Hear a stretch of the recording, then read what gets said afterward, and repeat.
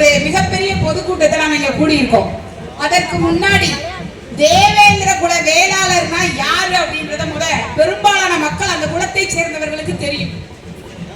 சமூகத்தில் இருக்கக்கூடிய பெரும்பாலான படிக்காத பாமர மக்களும் சில படித்த நபர்களுக்கு அந்த விஷயம் தெரியுறதில்ல.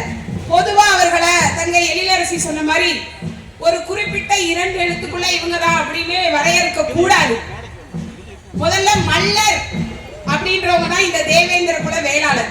மல்லர்னா யாரு அப்படின்னா ஆண்டு ஆண்டாக இந்த பரம்பரையை ஆண்டவர்கள். எப்ப 1765ஆம் ஆண்டு வரை வரலாற்று குறிப்பு இருக்கு. 1765ஆம் ஆண்டு வரை தமிழகத்தையும் இந்தியாவையும் கடல் கடந்து தன் வாளின் வலிமையால் இந்த மல்லர் மக்கள் தன் வாளின் வலிமையால் தந்திரமான போர் ஆற்றலால் கடல் கடந்து மலேசியா, சிங்கப்பூர், இலங்கை, பர்மா என பல நாடுகளை ஆண்ட பரம்பரையிலிருந்து வந்த ஒரு மன்னர் பரம்பரையினர் தான் இந்த மல்லர் எனப்படும் தேவேந்திர குல வேளாளர்கள். இந்த வரலாற்றையே மறந்த மக்கள் தான் இப்ப சமீபமா ஆட்சியில் இருந்துகிட்டு இருக்காங்க. அது மட்டுமல்ல, சங்க இலக்கியத்துல அனைத்து நூல்களுமே இந்த தேவேந்திர குல வேளாளர்கள் எனும் மல்லரை பற்றி குறிப்பிட்டிருக்கு. அருந்திரல் வீரருக்கும் முதல்ல என்ன சொல்றாங்க, இந்த மல்லர் மக்கள் வேளாணுக்கு முன்னாடி அருந்திரல் வீரர்கள் அப்படின்னு சொல்லியிருக்காங்க. அதுக்கப்புறமா பெருந்திரல் உழவர்க்கும் பாரம்பரியமா இந்த மண்ணுல இன்னைக்கு வரைக்கும் உழவு அப்படின்றது தலை தோங்கி நிற்குது. அப்படின்னா உழவுன்றதுதான் இந்த உலகத்திலே முன் அப்படின்னு திருவள்ளுவர் சொல்லியிருக்காரு. அப்படிப்பட்ட நாங்க வீரன் மட்டும் இல்ல, இந்த உலகிற்கே சோறு போடக்கூடிய உழவர்களும் நாங்க தான் சொல்லக்கூடிய பெருந்திரளான மக்கள் தான் இந்த மல்லரின மக்கள். இந்த வரலாற்று உண்மையை மறைச்சுதான் உங்களை ஒரு குறிப்பிட்ட பட்டியல் இனத்துக்குள்ள இங்க இருக்கக்கூடிய ஆண்ட கட்சிகளும் ஆளுகின்ற கட்சிகளும் உங்களை மறைச்சு வஞ்சிச்சுக்கிட்டு இருக்காங்க. உங்களை வஞ்சித்த இந்த அரசுக்கு தான் நீங்க மாறி மாறி வாக்கு செலுத்திக்கிட்டு இருக்கீங்க. யாருக்கு வாக்கு செலுத்துறீங்க? பூர்வீக குடிகளான உழவர்கள். எதற்காக இந்த தேவேந்திர குல வேளாளர் அப்படின்ற பேரை எப்ப வந்துச்சு நீங்க பல பேருக்கு தெரியுதுல. 1951ஆம் ஆண்டுல இருந்து இந்த கோரிக்கை முன்வைக்கப்பட்டது.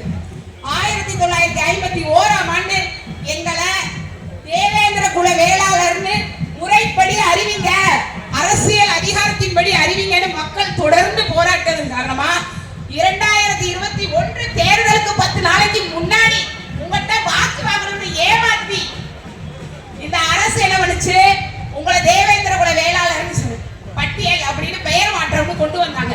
கொண்டு வந்தீங்கல்ல, அப்பயே இந்த மக்கள் எல்லாரும் எங்களை பட்டியல் இனத்துல இருந்து மாற்றுங்க, வெளியேற்றுங்கன்னு கோரிக்கை வச்சாங்க. அதை ஏன் அரசு செய்யல? அதை ஏன் இப்ப இருக்கக்கூடிய ஆட்சியாளர்கள் செய்யல?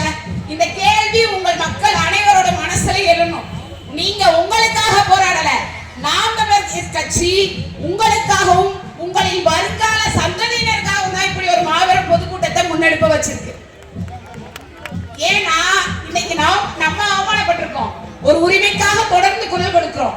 1951ல கேட்ட ஒரு இதுவே 2021ல கொடுத்திருக்கு.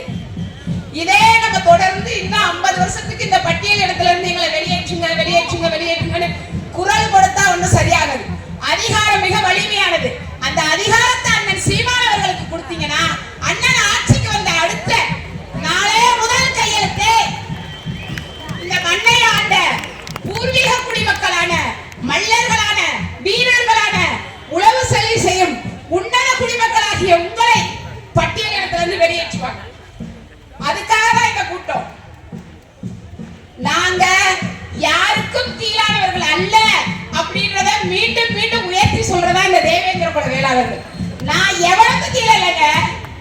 நான் இந்த மக்களை ஆண்ட பூர்வகுடி மக்கள், மருத நிலத்தின் பூர்வகுடி மக்கள் தான் இந்த மல்லைகள். அதையே இந்த வரலாற்று பெரும்பிழையா மறைச்சிட்டாங்க. முல்லை நிலத்தை ஆயர்கள் ஆண்டாங்க அப்படின்னு ஆடு மாடுகளுக்கான மாநாட்டில் அன்னை தெரிவிச்சாங்க. இன்னைக்கு இதே தேனி மக்கள் இந்த இங்க நூற்றாண்டு திட்டம், அந்த திட்டம், இந்த திட்டம்னு முல்லை பெரியார் அணை பிரச்சனை பல பிரச்சனைகள்ல சிக்கி தவிச்சிட்டு இருக்கீங்க. ஆனா இது எல்லாம் தெரிஞ்சும் இங்க இருக்கக்கூடிய மக்களுக்கு பல அநீதிகள் இருக்கு.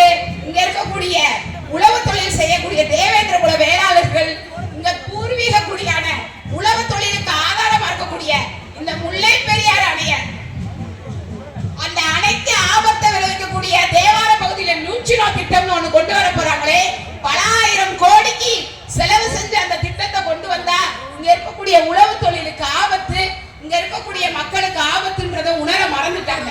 ஆனா நீங்க என்ன பண்ணீங்க? மறுபடியும் இங்க இருக்கக்கூடிய திராவிட முன்னேற்ற கழகத்தை சேர்ந்த மரியாதைக்குரிய பாராளுமன்ற உறுப்பினரா யாரை தேர்ந்தெடுத்தீங்க? தங்கத்தமிழ் செல்வனை தேர்ந்தெடுத்தீங்க. ஆனா அவருக்கு என்ன பிரச்சனை தெரியுமா? நாமெல்லாம் தேவேந்திர குல மக்களை பட்டியல் இடத்துல இருந்து வெளியேற்றுங்க அப்படின்னு போராடிக்கிட்டு இருக்கோம். அதுக்காக ஒரு கூட்டத்தை திரட்டி இருக்கோம். ஆனா அவருக்கு மக்களுக்கு கொடுக்கிற நலத்திட்டத்துல எம்எல்ஏ